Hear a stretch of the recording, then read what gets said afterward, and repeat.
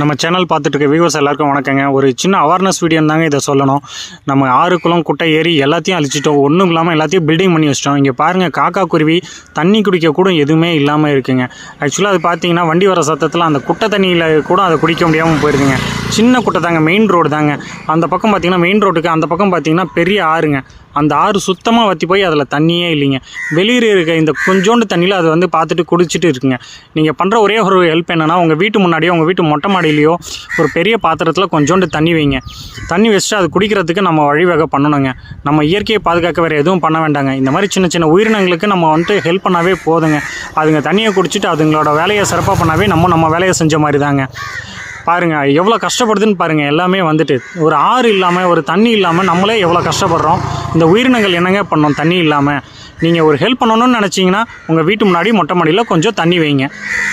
எல்லாருக்கும் நன்றிங்க.